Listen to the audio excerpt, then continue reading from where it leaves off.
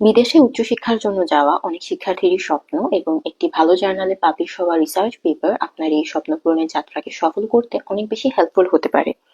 আমরা অনেকেই রিসার্চ করতে চাই, কিন্তু সঠিক গাইডলাইনের অভাবে আমরা সেটা করে উঠতে পারি না। আজকে আমরা দেখব কিভাবে খুব সহজেই একটা রিসার্চ কন্ডাক্ট করা যায়।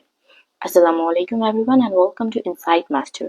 আজকে আমরা দেখব কিভাবে খুব সহজেই 5টা স্টেপ ফলো করে আপনারা একটা রিসার্চ কন্ডাক্ট করতে পারবেন। So here is the first step, which is problem identification. সবার প্রথমেই আপনাকে আইডেন্টিফাই করতে হবে আপনি আপনার রিসার্চের মাধ্যমে কোন প্রবলেমটা সলভ করতে চাচ্ছেন।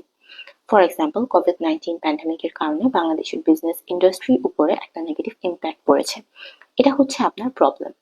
এরপরে আপনাকে রিসার্চ এরিয়া স্পেসিফাই করতে হবে। আপনার এই টপিকের ক্ষেত্রে রিসার্চ এরিয়া হচ্ছে কোভিড-19 pandemic and the business industry of Bangladesh. এরপরে আপনাকে আপনার রিসার্চ এরিয়া ন্যারো ডাউন করতে হবে so that you can get a specific research topic. বাংলাদেশের বিজনেস ইন্ডাস্ট্রি অনেক বড়, তাই হোল বিজনেস ইন্ডাস্ট্রির উপরে রিসার্চ কন্ডাক্ট করা আপনার পক্ষে পসিবল না। সো আপনাকে রিসার্চ এরিয়াতে ন্যারো ডাউন করতে হবে। ফর এক্সাম্পল, ন্যারো ডাউন করে আপনি পেলেন travel agencies of Bangladesh. So এক্ষেত্রে আপনার স্পেসিফিক রিসার্চ টপিকটা হচ্ছে the negative impact of COVID-19 on the travel agencies of Bangladesh. And at last আপনাকে আপনার রিসার্চ অবজেক্টিভ ডিফাইন করতে হবে, অর্থাৎ আপনার এই রিসার্চের মূল উদ্দেশ্যটা কি। ফর এক্সাম্পল, এই রিসার্চের মাধ্যমে আপনি দেখতে চান বাংলাদেশের ট্রাভেল এজেন্সিগুলোর উপরে কোভিড-19 এর কারণে কোন ধরনের নেগেটিভ ইম্প্যাক্ট পড়েছে অ্যান্ড এজেন্সিগুলো কিভাবে এই নেগেটিভ ইম্প্যাক্টকে ওভারকাম করে সাকসেসফুল হতে পারে। এর পরবর্তীতে আসে step 2, which is literature search.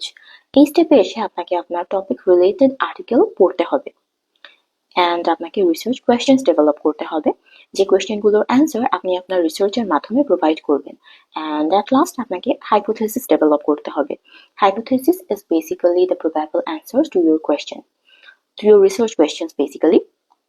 আপনি আপনার এক্সিস্টিং নলেজের উপর বেস করে আপনার রিসার্চ কোয়েশ্চেনগুলোর কিছু প্রবাবল অ্যান্সার লিখবেন অ্যান্ড আপনার কাজ হবে আপনার রিসার্চের মাধ্যমে এই হাইপোথেসিসগুলোর সত্যতা যাচাই করা। এরপরে আসে step 3, which is research design formulation. এই স্টেপে এসে আপনি আপনার রিসার্চটা কিভাবে করবেন, অর্থাৎ রিসার্চ মেথোডোলজি সিলেক্ট করতে হবে। আপনি যদি ইন্টারভিউ নিতে চান সেক্ষেত্রে আপনাকে কোয়েশ্চেনার প্রিপেয়ার করতে হবে, স্যাম্পল সাইজ ডিসাইড করতে হবে অ্যান্ড অ্যাট লাস্ট আপনাকে ডেটা কালেক্ট করতে হবে। এরপরে আসে step 4, which is data analysis. এই স্টেপে এসে আপনাকে আপনার ডেটা প্রিপেয়ার করতে হবে ফর দ্য অ্যানালাইজিং প্রসেস। এক্ষেত্রে আপনি কোয়ালিটেটিভ রিসার্চ করছেন নাকি কোয়ান্টিটেটিভ রিসার্চ করছেন তার উপর বেস করে আপনাকে অ্যানালাইজিং প্রসেসটা সিলেক্ট করতে হবে। এরপরে আপনি আপনার কালেক্টেড ডেটার উপর ভিত্তি করে আপনার হাইপোথিসিসগুলোর সত্যতা যাচাই করবেন অ্যান্ড অ্যাট লাস্ট আপনাকে সবকিছু ইন্টারপ্রেট করতে হবে। এর পরবর্তীতে আসে step 5, which is the last step. আপনার রিসার্চের কাজ শেষ। এরপরে আপনাকে রিপোর্ট আকারে সবকিছু লিখতে হবে। আপনি একটা প্রপার স্ট্রাকচার ইউজ করে আপনার রিপোর্টটা প্রিপেয়ার করবেন, proper citation and referencing use করবেন and at last proofreading and editing করবেন so that your report can be ready for publishing.